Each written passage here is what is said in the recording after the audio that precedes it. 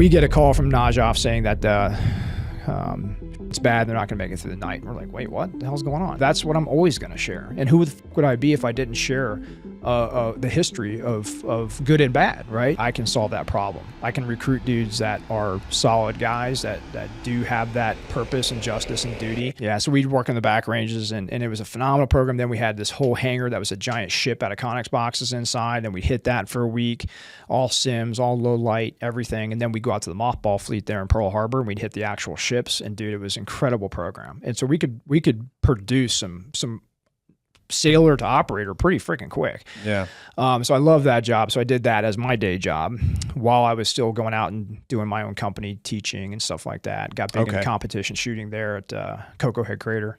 Oh, nice. The Cocoa Head shooting spot. That's where my IPSC game turned on and started running and gunning really hard. And that's cool. And then she was getting to the end of her time. She had 16 years in the Navy and said, hey, I think I'm going to get out.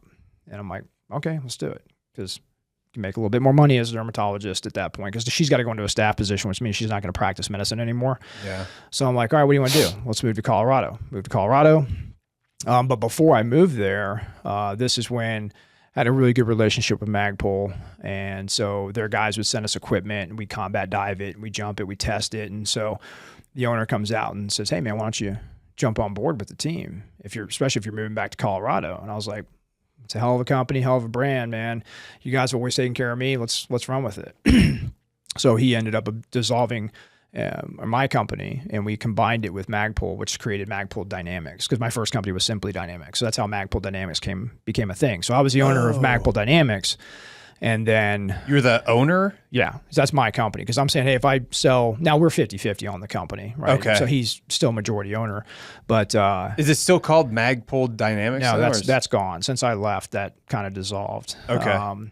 But and he's like, hey, how would you like access to engineers and industrial designers? Because I see you have a machine shop in your garage in base housing, which was fun. Sewing machines. So I'm already making slings. I'm making, all my first little run productions of some of the battery assist devices and the plates for the slings, and started getting patents on them, and then took those to Magpul. And they were like, we're not going to make that stuff because it's not our brand. And I'm like, just trust me, man. Put it under Magpul Dynamics. We'll sell it as this theory-based product line. Next thing you know, it all blows up. People liked it. Oh, yeah. And was it mainly just like slings and stuff at the time? Those things were, right? That was my side that I brought to Magpul. But of course, they had, all the stock development starting to happen because I was new back then. PMags were I think we were still at Gen 1 PMag when I got there, if I remember right. Did you have a hand in development of PMags at all? No, I mean, of course, from a test and evaluation, that's what Magpul Dynamics was. It was a phenomenal internal test and evaluation unit for research and development. And so that's why I still do that today with HST. Haley Strategic Training is our in-house training department. So we build prototypes, we send it out to our team immediately. They beat the shit out of it and put it through all the environmental testing and, putting their tactical mind behind it and saying, nah, this is not going to work on a patrol. This isn't going to work at night. This is blah, blah, blah, right? Yeah. So we did that. And of course I'm always in R&D because I'm, my gears are always turning on ideas. Sure. And so I started helping with some of the designs of all products back there with the engineers and ID. And then the company just blew up overnight because the experiment for us was Magpul Dynamics. And he came out and said, hey, I want you to help me start a world-class training company. And I was like, sounds awesome. Let's do it, man.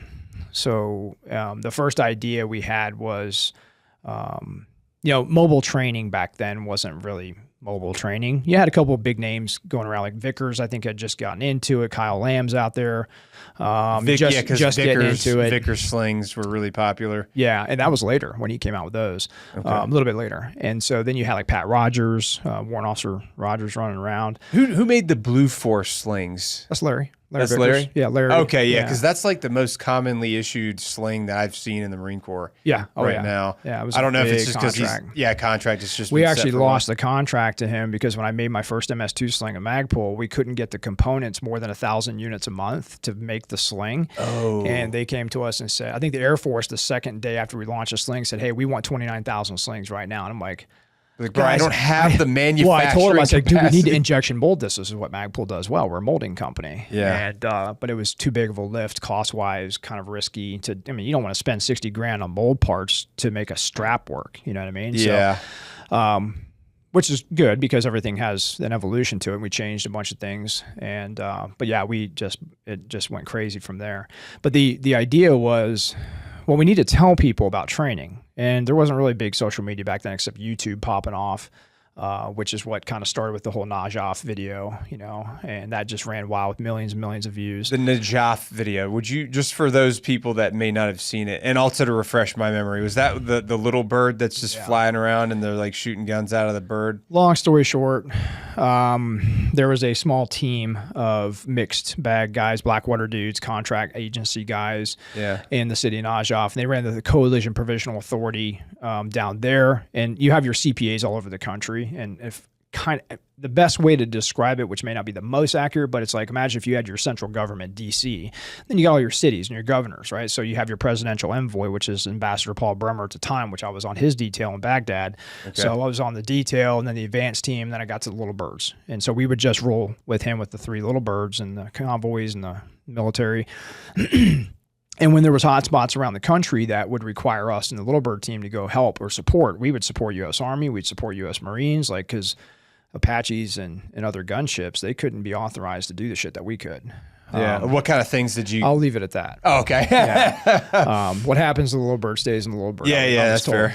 But no, it was all good work, and so we made a difference, man. We did because the Army would be like, hey, can you fly cover for us because we can't get Apaches today because they're tasked out over here. Yeah. So we'd fly surveillance support, and if anything would happen, we'd be like, hey, dude, you got dudes back of the building, 12 dudes, black pajamas coming around on you. So you guys were all on comms together. And everything. Yeah, we would do it. We would absolutely. Yeah. Okay. Yeah. So all of the pilots were most of the guys were former Task Force 160th guys. Okay. So you're talking the cream of the crop. Yeah. So anyways, we get a call from Najaf saying that shit's bad. They're not going to make it through the night. We're like, wait, what the hell's going on? Who's not going to make it?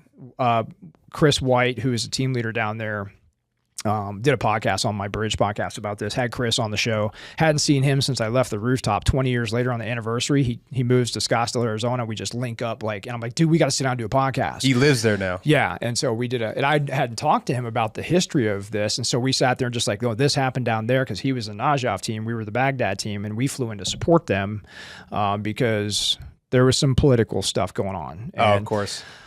We still don't know why. I need a couple guys, even our AIC, former recon Marine, wrote a book.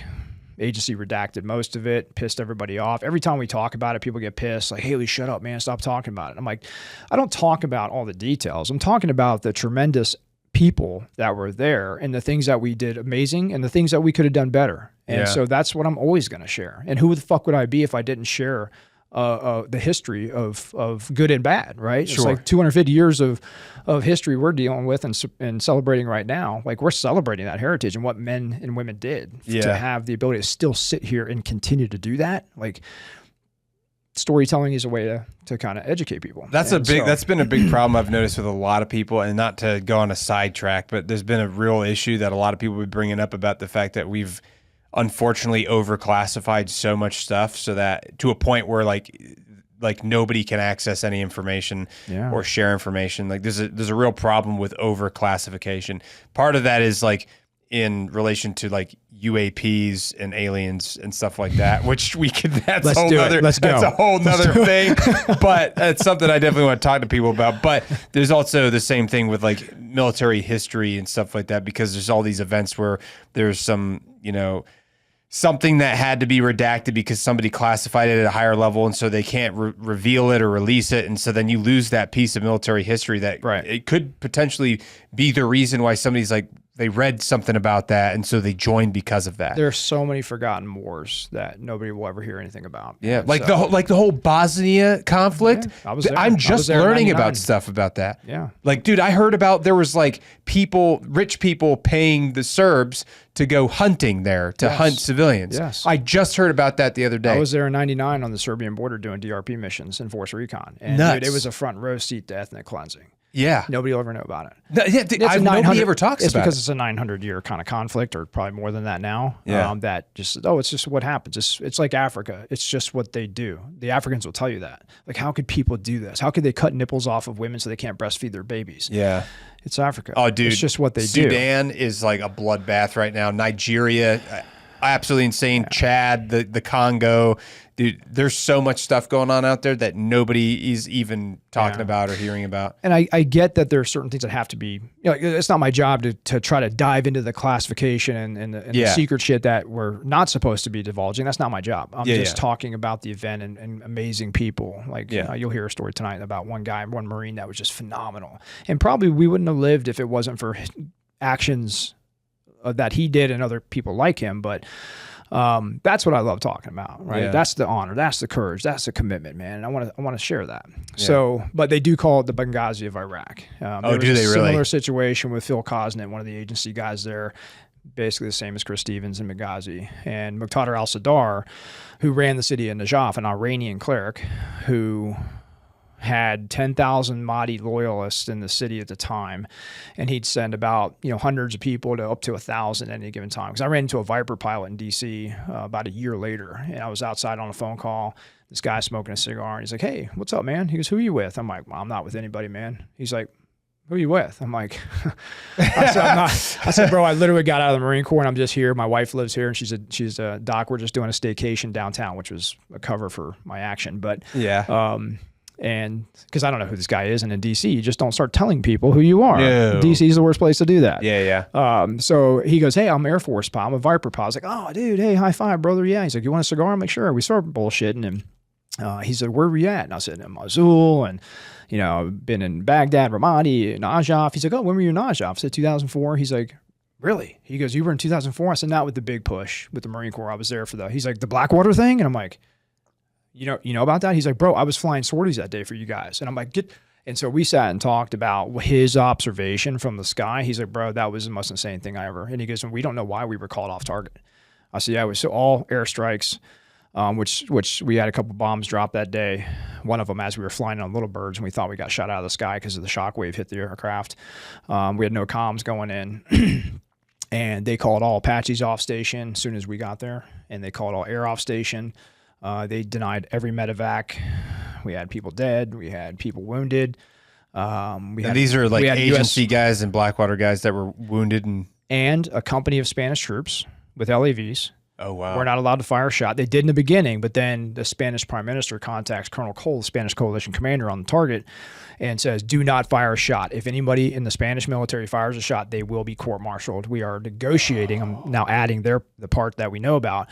"We're now negotiating with terrorists and we're pulling out of the country," which they did. So they buttoned up in their hatches and sat there with 25 millimeter chain guns. We're up there on the roof, Mark 18s, and hardly any ammo, PKMs that didn't work, a couple AT4s. And so there was an Army contingent of guys there, like a little staff. And there was a Marine team that came in, and they were comm guys just putting antennas up on the rooftop that day, doing comm checks and then moving back to their fob. Yeah. Well, they just happened to stumble into the biggest insurgent assault of the war. And so we get this call from White Boy down in Najaf that, "Hey, this shit's popping off, man." He goes, "I don't think we're going to make it through the night." Now, you're talking to a Master Chief, retired fucking DevGru guy, and when he says that, there's probably a reason he's telling us that. Yeah. Ambassador Bremer calls in General Sanchez, a coalition commander at the time. They almost get in a fist fight in the office. He's like, "I need to know what's going on right now. I got my guy down there, Phil, and I need to get him out." "It's a bunch of contractors, sir. They're making a big deal about it." He's like, "Contractors?" I'm standing in office watch. I'm in the corner while this conversation is going on. And he's like, "They're just a bunch of effing contractors. They're over-exaggerating." And I'm thinking, like, these are all Tier 1 special operators down there. These guys are hitters, man. And they're not going to call you on a phone and say, "Hey, dude, we're not going to make it to the night," right? If a CAG team called you and said, "Hey, Kagan, we're not going to make it to the night," would you take that seriously? Yes, yeah. Right? Yeah. I take it serious if anybody called me. Yeah, I take it serious if anybody's going to call you. But this guy, there's something going on there. Yeah. So after fights, he finally calls me and says, "Hey, Travis, sir." He's like, "Call your boss up here." "Hey, Frank, get up here right now." So Frank comes up, says, "What's going on?" He's like, "Hey, have you heard from White Boy?" He's like, "Yeah, it's getting bad, sir. They're not going to make it." He's like, "All right, I'm going to do I forget what he's called it, some type of congressional order that states, I am sending you in as contractors by any means necessary to get those people out. That means you can, if you need to, offensively engage in combat operations. Contractors are not allowed to do that based on the Geneva Convention. We can defend ourselves because if I have a principal or somebody I'm protecting and they attack us, well, of course, we can defend ourselves. But we can't just go, "Oh, there's a bad guy with a rifle," and so that's very different from the way that like the Wagner group operates. Oh, very different. Like very different. Yeah, U.S. contractors still maintain the order and the bylaws and everything else. I mean, I'm still in the Marines at this time. You know, I'm contracting as a staff NCO in the Marine Corps, so I still have the same intentions of the U.S. government, the coalition forces, and peace and freedom in this country and helping people. So, you know, and if a merc would come in, you know, mercenary is a derogatory term for a U.S. PMC, because merc, if you look up the definition, is somebody that's only in it for their own personal gain monetarily, et cetera. And those dudes would get eaten up as soon as we get them in. Because you'd have South Africans come in, you'd have UK dudes come in, and you're like, you're not on this team. You're in this for yourself. Get out of here or something very bad is going to happen to you. Yeah. And so that's when the contractor world got shitty and weird people started coming in. You know, contractors start shooting at cars, and you see all the videos on the internet. Blackwater does this, controversial. Army, military hates contractors. Like, well, that wasn't the case. You had certain people hate certain people, but overall, all the missions, the special missions that the U.S. military did not have time to do anymore, advanced PSD details, certain intelligence gathering details, you know, it's like Force Recon, SF, Delta, like that's who used to do personal protective details for the U.S. military. Yeah. Well, those guys were pretty operational, so they don't have time to go babysit a general or an ambassador. So it was like, we need to, so that's where Eric Prince steps in and says, hey, I can solve that problem. I can recruit dudes that are solid guys that do have that purpose and justice and duty, that want to come out and help the coalition. So that's the big difference between those guys.